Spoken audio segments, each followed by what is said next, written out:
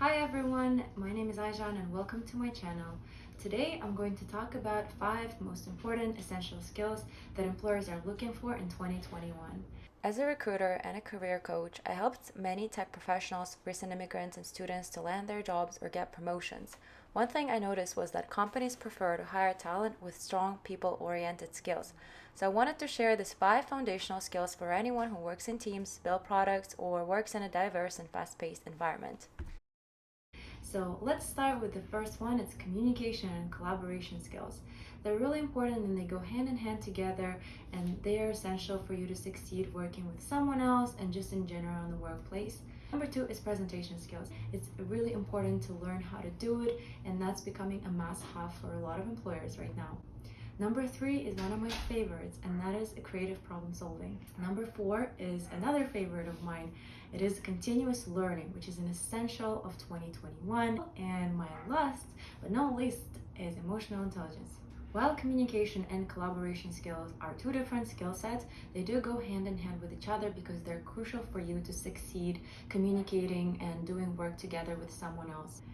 Communication skills are not just your accent or your ability to speak English or any other language.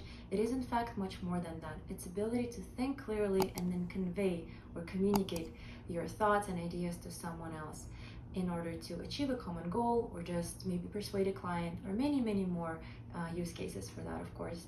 Collaboration, on the other side, is the ability to work with someone else or cooperate with someone else effectively to achieve a common goal. That could be a business objective, a project that you're working on, or maybe you need help from each other.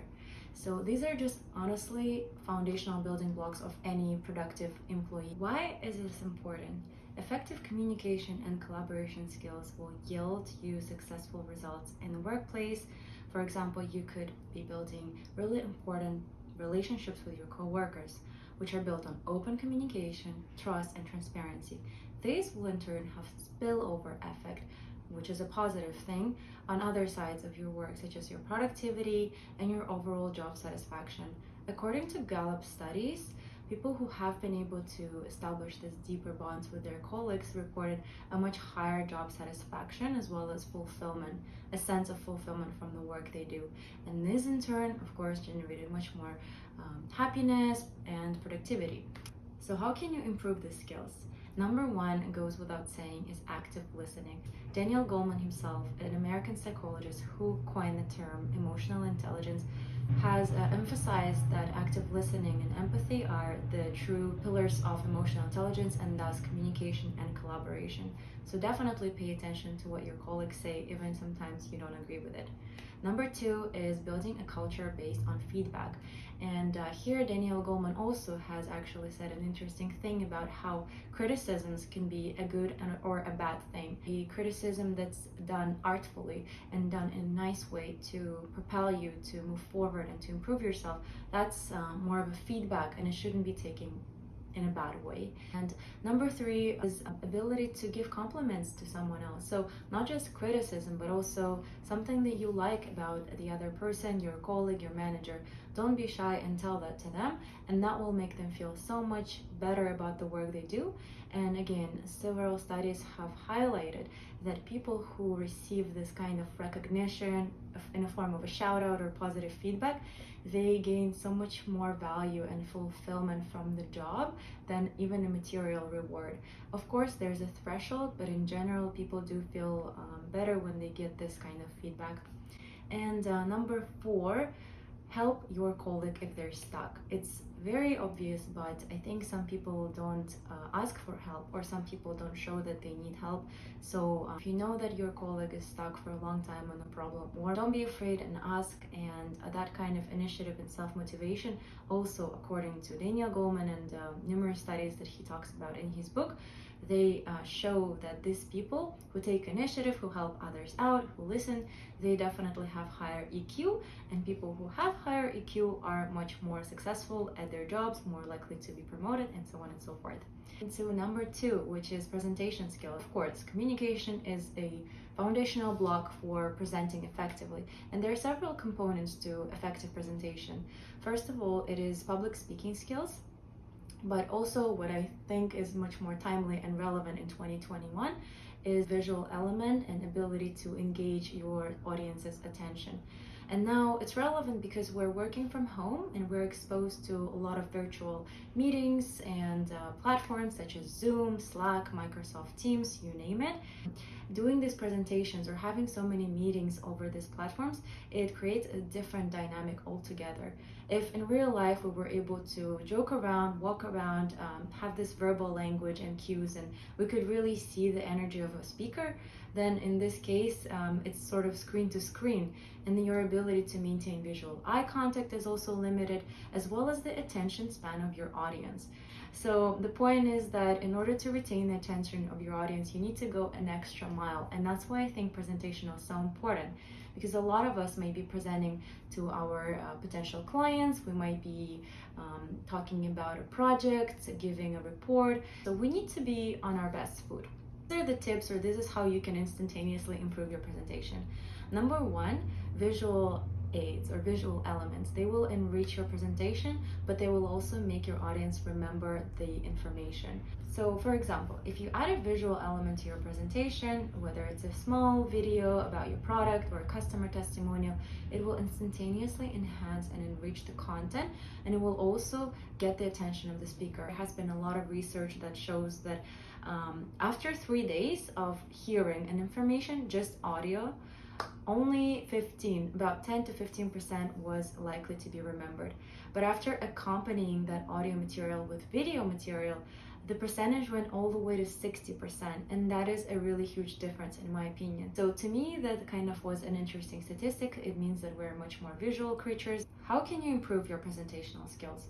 So, like I said, visual elements, and for that I highly recommend to add to your presentation decks and amp up your PowerPoints or Google Slides with templates from Slide Carnival, from Prezi, Unsplash, or Canva, which is really cool for all of their design and the creative elements and graphics.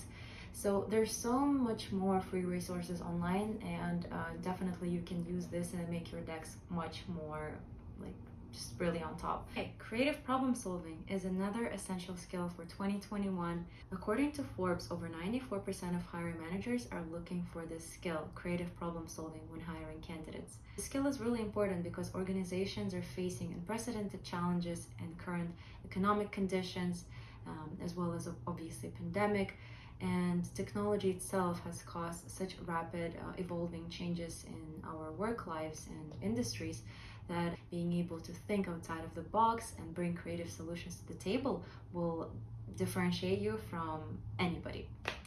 But why is that important? Especially now, organizations will continue facing these different challenges, and they will require them to bring creative solutions that will outperform their competitors or will be different. Products and a lot of designs on the market are so customer centric. For example, Amazon, Shopify, Spotify, Uber Eats. We are so used to receiving things so fast, and people who are behind these logos, they're real people like you and I, and they're thinking creatively, how can I get to Aizhan this order in like 1 hour? And they're faced with a lot of competition because technology is enabling a lot of people to enter the market and compete for the market pie, for the share of the pie. So that basically means that the employers prefer those who can solve problems, think critically and creatively. Now, how can you improve your creativity? Design.org is a really cool website that believes with the help of various logic-based games or creative games such as code names, Pictionary, charades, Lego. They can be not only fun, but they can also be beneficial for your creativity and for your memory. Draw, you can cook, you can bake, you can play chess, you can get together with your friends and just think of randomest ideas. Just come up with a problem or come up with some statement and just write down those ideas. That's called brainstorming. Also, what you can do is, instead of taking the same path to a university or to your work, take a different one and just see what happens, observe the differences, see what changed, and just kind of pay more attention and notice things that you'd never noticed before. And you can apply the same method to your work problems. So all these activities will not only boost up your creativity, get your creative juices flowing, but they will also enrich your knowledge and your brain. And all of this can be transferable to your work. Remember, employers are looking for people who don't do the same thing the same way, but just try to find alternative solutions or pathways. That's how companies innovate and even disrupt the entire industries. So definitely practice that skill set, and investing into that will help you in the long term. So continuous learning. This is a favorite of mine because as a lifelong learner and a strong advocate and believer of education, I think that this is a must-have skill for anyone, regardless of any industry or job or experience that you have. This is a skill that will differentiate you from anybody else on the market and will make you competitive with hiring managers. Without the ability to constantly build and hone new skills, employees will struggle to adapt in rapidly evolving workplaces. Continuous agile learners have a better chance at prolonged success and thrive when given opportunities for learning and development. This difference is more significant in the current environment where we're working from home and when COVID has really sped up the transformation, and there's so much more technology every day, which is changing the landscape and changing the way organizations are evolving and pivoting. So you need to be much faster at adapting, and you need to continuously sharpen your existing skill set. Employers, of course, also have to play their role in this and build a culture where employees can continuously learn, build skills. So if you have a learning management system, I highly recommend to utilize that. Also, a lot of companies invest into what is called an education fund, or where you just have a certain kind of reimbursement for any course or seminars or certificates that you might take. So definitely take advantage of that. Science tells us that the more you learn, the better learner you become, which means you're going to learn faster, your memory will retain more information. Rise in popularity for online learning platforms such as Coursera, Udemy, Skillshare, OpenCourseWare by MIT, you name it. There's so many. Go for it, learn. It's only going to help you to succeed in the workplace. So emotional intelligence, or EQ, is a favorite topic of mine, and I can talk about it forever. Goleman, who originally coined this term, an American psychologist, and he wrote the book called EQ, Emotional Intelligence. In fact, I have it right here in front of me. I'm going to show it to you. And this is a pretty dense book, but the topic is vast, and what people consider to be EQ sort of differs depending on your definition. Today, I just wanted to highlight a few of it very narrowly. In current work environment, we are not able to exercise or cope with stress in a way we were able before. So we cannot talk to a lot of people. We are sitting at home all day. The context change between work and life is very, very blurred. People end up working more, and this pandemic has taken a huge toll on our mental health, and we need to recognize it and we need to take care of it. So in order to be successful, in order to be a productive team worker, you have to also sometimes step back, check in with yourself, check in with your feelings, be aware of your emotions. So here's what Daniel Goleman said in his book.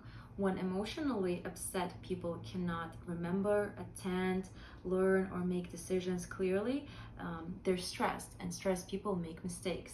Another really great example in this book talks about a Bell Labs study conducted in a think tank near Princeton, and this is a place where it's full of top performers. Princeton's highest achievers, thinkers, that's where they worked. Electronics teams were studied by Kelly and Kaplan, two researchers. So they asked different peers and managers in this company, Bell Labs, to select stars or top performers in their unit. When they compared them to the rest of the team members, right, in this special unit, the differences in IQ tests and personality inventories, which are standard measures of IQ, they were pretty minuscule. They didn't bear any significant innate abilities. But then, after detailed interviews and studies with these stars, the most important factor turned out to be establishing rapport with network of key people. So essentially what happened would be that a lot of these people, they're bright already, they don't have much difference in their intellect, But those who were stars, they were able to cultivate meaningful relationships with other coworkers. Whenever they had a problem, because they were doing it ahead of the need, whenever they actually did have a need, such as a crisis, they were able to get help much faster, resulting in higher performance over time and resulting in higher levels of productivity, and that's what made them a top performer in the company. Whereas the rest didn't invest so much into this networking activity. While most of the differences relied on social skills, there was a different kind of knack that top performers had. They were able to be proactive and self-motivated, so they would get different initiatives and ask for more work beyond their scope of duties. And number two, which is that they had a really good self-management. They knew when to take some kind of project and what not. They were really good with their timing, what kind of commitments to take, essentially. This study also demonstrates the fact how emotional intelligence is really important, especially in changing work environment where your expertise and your working knowledge, how you work, these are the things that really distinguish you, not exactly your talent or your IQ or your innate ability, but rather, again, continuous ability to learn, communication, collaboration, empathy, ability to recognize how you're feeling, putting blockers on your time, and knowing this is as much as I can take, these are my borders. And now I'd love to talk about just few tips and what I do to improve my emotional intelligence. Number one is meditating. For me, it has really helped me, or breath work. Another tip that I have for you is practicing mindfulness. Mindfulness itself is a great tool because it can in of itself calm you down. You start noticing little things, pay attention to your emotions, and you'll start regulating them at a much better pace. Number three is practicing empathy. Empathy is key of EQ. And so when you come to work and you know that there's a trigger or a frustrating situation or a person, try to flip the script. Put yourself in their shoes and literally try to feel how they feel. Empathize. And that will create a new perspective in your brain. A lot of the skills that I mentioned today, such as communication, collaboration, continuous learning, creative problem solving, and stress resilience, I think that all of them actually are under umbrella of EQ. And a lot of books that I've been reading, they all point out to the fact that it's not your talent, it's your perseverance, it's your grit, it's your ability to communicate with others that distinguishes you from others, and that's how you can definitely land a better job or a promotion, whatever your goal is. I hope that this was helpful for you. Hopefully it helps someone or inspires you to take action and take control of your own work life. But don't forget to care for yourself. Don't forget about stress management. Thank you so much, and I hope to see you soon. Stay tuned for more content on wellness, health, work-life balance, and more. Bye.